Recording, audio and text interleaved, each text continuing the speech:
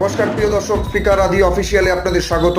শেষমেশ রাজ্যের ডিজিপি হচ্ছেন সঞ্জয় মুখোপাধ্যায়। আরও একবার বলছি, শেষমেশ রাজ্যের ডিজিপি হলেন সঞ্জয় মুখোপাধ্যায়। তার নেতৃত্বে, তার তত্ত্বাবধানেই এই নির্বাচন প্রক্রিয়া চলবে। যেটা জানা যাচ্ছে, গতকাল বিবেক সাহায়কে ডিজিপি পদে তাৎক্ষণিকভাবে নিয়োগ করার সিদ্ধান্ত গ্রহণ করা হয়েছিল, কিন্তু আজকে তাকেও সরিয়ে দিয়ে পার্মানেন্টলি সঞ্জয় মুখোপাধ্যায়কে ডিজিপি পদে বসাবার সিদ্ধান্ত জানিয়ে দিয়েছে নির্বাচন কমিশন। তিনজনের নাম পাঠাতে বলা হয়েছিল রাজ্য সরকারকে।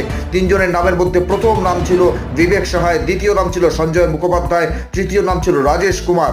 অবাধ সুষ্ঠু নির্বাচনের স্বার্থে রাজীব কুমারকে সরিয়ে শেষমেশ ডিজি পদে আনা হলো সঞ্জয় মুখোপাধ্যায়কে। সিনিয়র মোস্ট অফিসার বিবেক সহায়কে কেন সরানো হয়েছে? কারণ তিনি আগামী 31শে মের মধ্যে অবসর গ্রহণ করবেন, কিন্তু নির্বাচন প্রক্রিয়া চলবে 4 জুন পর্যন্ত। সুতরাং সঞ্জয় মুখোপাধ্যায়ের নামে শেষমেশ শিলমোহর দিয়েছেন নির্বাচন কমিশনের তরফ থেকে। দেওয়া হয়েছে সঞ্জয় মুখোপাধ্যায়ের নামে